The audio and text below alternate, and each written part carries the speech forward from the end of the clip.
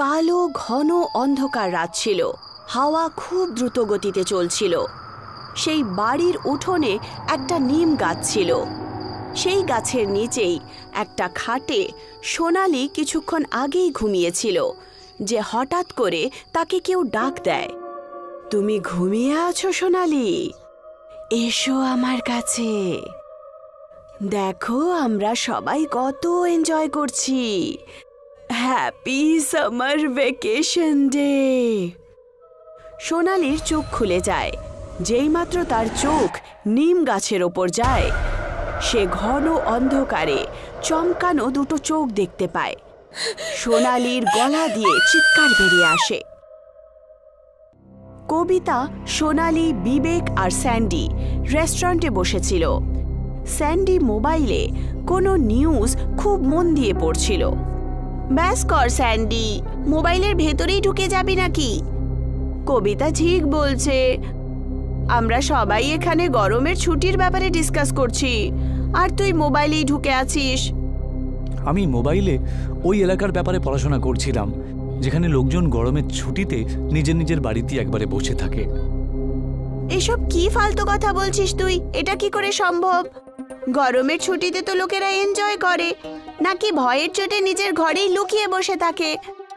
তোমার অবাক হওয়াটা খুবই স্বাভাবিক, কিন্তু এটাও সত্যি যে এখান থেকে 500 কিলোমিটার দূরে একটা গ্রাম এমন রয়েছে যেখানে লোকজন গরমে ভয়ের কারণে বাড়ির বাইরে বেরোয়ই না।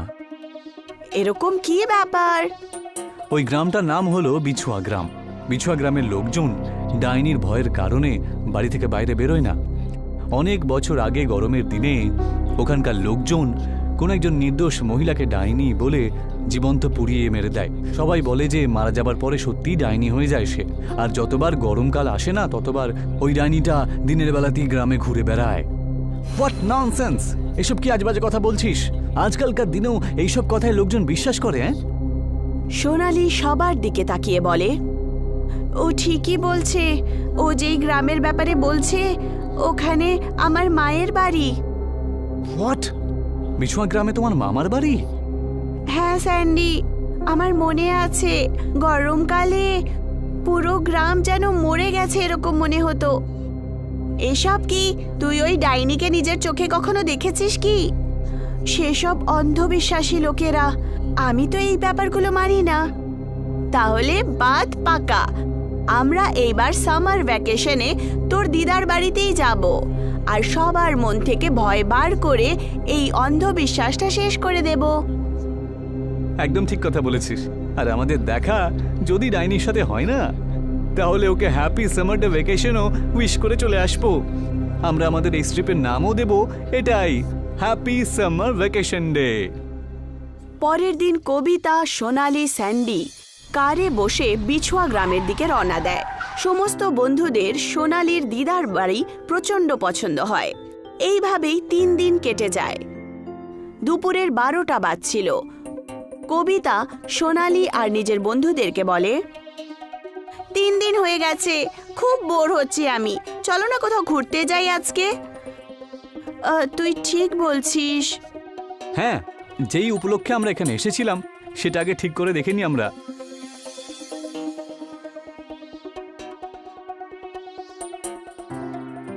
হঠাৎ করে সোনালির দিদা ওদের সবাইকে বলে, বাচ্চারা, আমি জানি যে তোমরা শহরের আর ভূত পেতনির কথায় বিশ্বাস করো না। আমি কাল রাত তোমাদের কথা শুনে নিয়েছিলাম। কোনো এরকম কাজ করো না যার কারণে তোমাদের প্রাণ হারাতে হয়। কি দিদা, পেতনি ফেতনি কিছুই হয় না। যেই কাহিনীগুলো আমরা প্রাচীন কাল থেকে শুনছি সেগুলো শুধু কাহিনী নয়, বরং সত্যি ঘটনা। সোনালি নিজের দিদার কথা মোটেই শোনে না, আর ওরা 4 জন বাড়ির বাইরে বেরিয়ে যায়। চারদিকে সবকিছু শান্ত ছিল। হাঁটতে হাঁটতে ওরা 4 জন খেতে অনেক দূরে চলে যায়। ওরা খুব ক্লান্ত বোধ করে। আমরা তো অনেক দূর পর্যন্ত গিয়ে চলে এলাম। ওখানে সামনে একটা গাছ রয়েছে, ওখানে গিয়ে একটু বিশ্রাম নিয়ে নিই। ঠিক বলছো, এখন আমার পায়েও প্রচন্ড ব্যথা করছে, আর এগোতে পারবো না। আমি তো ভেবেছিলাম যে যখন আমরা বাইরে বেরোবো তখন বাইরে কোনো পেতনি বা ডাইনি ধরে নেবে আমাদের, কিন্তু এখানে তো এমন কিছুই দেখতে পেলাম না। আরে ভাই স্যান্ডি, গ্রামের লোকজন একটু বেশি অন্ধবিশ্বাসী হয় রে। সোনালির দিদাকেই দেখ না তুই একবার, যখন আমরা বাইরে বেরোচ্ছিলাম সেও তখন আজে বাজে কথা আমাদেরকে বলছিল, তাই না? হ্যাঁ, বলছিল এরকম কোনো কাজ করো না যাতে তোমাদের অসুবিধা বেড়ে যেতে পারে। আর ওনার কথা মানে কি ছিল জানো? মানে ক্ষেতের ভেতরে বেশি ঘোরাফেরা করো না।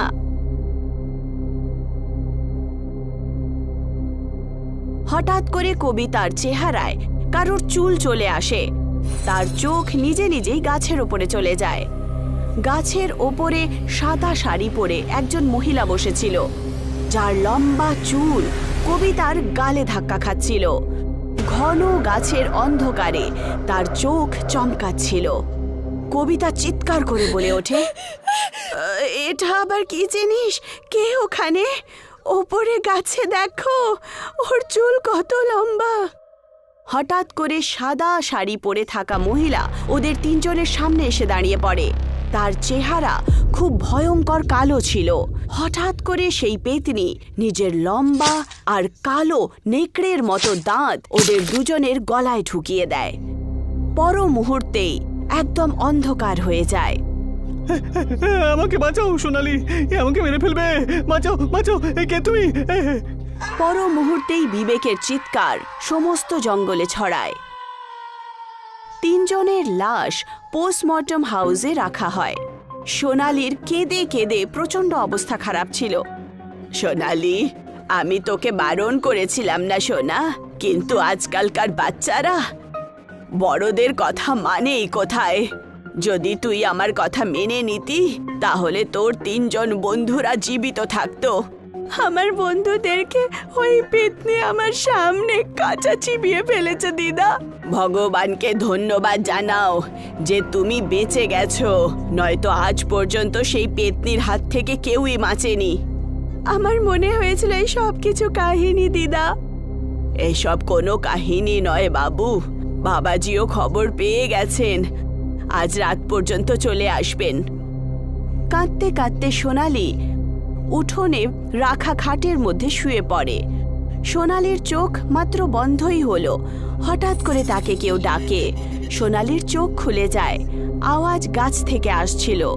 যেই মাত্র তার চোখ গাছের ওপরে যায়, সে গাছের ওপরে চমকানো চোখ দেখতে পায়। সোনালির গলা দিয়ে চিৎকার বেরিয়ে আসে। সে দেখতে পায় বিবেক, স্যান্ডি আর কবিতা সেই ডাইনির কাছেই বসে তাকে ডাকছিল। তাদের সবার চেহারা সেই ডাইনির মতোই ভয়ঙ্কর ছিল। আমাদের কাছে এসো Sonali. Happy summer vacation day. Sonali চিৎকার করতে শুরু করে। তার দিদা ঘাবড়িয়ে তার কাছে চলে আসে। কি হয়েছে সোনা?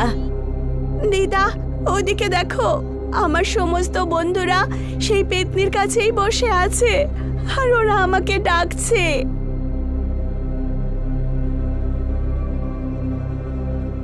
আমি এই মেয়েটার কথা শুনে নিয়েছি, এ মিথ্যে কথা বলছে না। ওই ডাইনিটা একেও নিতেই এসেছে, আর ওই ডাইনির ইতিহাস অনেক পুরনো। ও লোকজনকে মেরে দিয়ে ওর আত্মাকে বন্ধ করে নেয়। যে এটা দেখছে সে আমিও তা দেখতে পাচ্ছি। সাধু বাবা সোনালির গলায় অভিমন্ত্রিত সুতো পরিয়ে দেন আর সমস্ত গ্রামবাসীদেরকে একত্রিত করে একটা গোল ঘেরা বানান।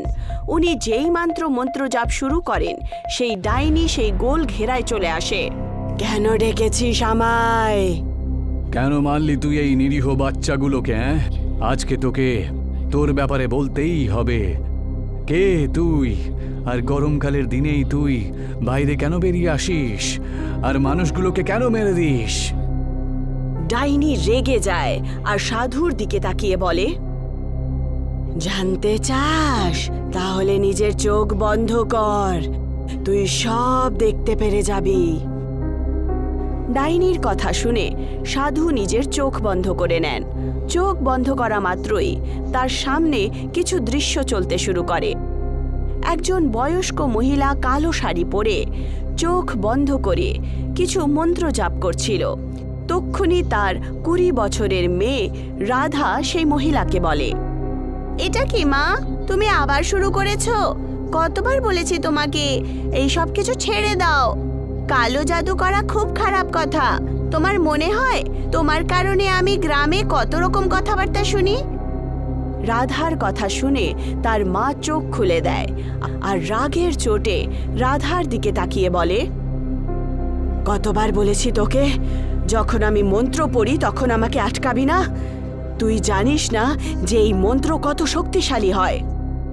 অনেক হয়েছে মা, অনেক হয়েছে। তোমাকে বোঝাতে বোঝাতে বাবাও এই সংসার ছেড়ে চলে গেছেন, তবুও তুমি এই কথাটা বুঝতে পারছো না। এখন আমি যুবতী হয়ে গেছি। মেয়ে যখন যুবতী হয়ে যায় তখন তার বিয়ে করার জন্য মায়েরা খুব চিন্তিত থাকে। আর তুমি, আমার লজ্জা করে তোমাকে মা বলতে। তুই কালো জাদুর শক্তির ব্যাপারে কিছুই জানিস না সোনা। আমি তোকে এখনো বলছি, আমার কাছ থেকে কালো জাদু শেখ। তুই যেই পুরুষকে পছন্দ করবি সেই পুরুষ নিজে থেকেই টেনে টেনে তোর কাছে চলে আসবে। ফালতু কথা বন্ধ করো মা। রাধা এইটুকু বলেই ছিল, তক্ষুনি কিছু গ্রামের লোক ওখানে পৌঁছে যায় আর রাধার মাকে রাগের চোটে দেখতে শুরু করে। দেখছো কি, আমার মা তোমাদের সবাইকে নিজের কালো জাদু দিয়ে মানুষ বানিয়েছে আর অনেক লোকেদের প্রাণও নিয়েছে। তোমাদের পুরো অধিকার আছে ওনাকে ওনার শাস্তি দেওয়ার জন্য। এইটুকু বলে রাধা ওখান থেকে বাইরে চলে যায়। গ্রামবাসীরা সেই বাড়িতে আগুন লাগিয়ে দেয়। আচ্ছা, তাহলে তুই গ্রামবাসীদেরকে এই জন্য মারিস কারণ তোর মেয়ে তোকে ঠকিয়েছে? তুই একদম ঠিক বলেছিস সাধু। যেই সময়ে গ্রামবাসীরা আমাকে জ্যান্ত পুড়িয়েছিল তার কিছুক্ষণ আগেই আমি যেই মন্ত্রের জাপ করছিলাম সেই মন্ত্র অমর হওয়ার ছিল, যেটা আমার মেয়ের কারণে অপূর্ণ থেকে যায়। কিন্তু যতটাই মন্ত্র আমি পড়েছিলাম সেই মন্ত্রের শক্তি দ্বারা আমি শুধু গরমকালেই ফেরত আসতে পারতাম। কারণ যেই সময়ে গ্রামবাসীরা আমাকে জীবিত পুড়িয়েছিল সেটা গরমেরই কাল ছিল। তোর এই মৃত্যুর খেলা আমি আজকে সমাপ্ত করেই থামবো। এইটুকু বলে বাবা অভিমন্ত্রিত পবিত্র জল সেই ডাইনির ওপর ছড়িয়ে দেন। আমি ফেরত আসবো আর এই মেয়েটাকে নিয়ে নিশ্চয়ই যাব। কিছুক্ষণের মধ্যেই ডাইনি হাওয়ায় বিলীন হয়ে যায়।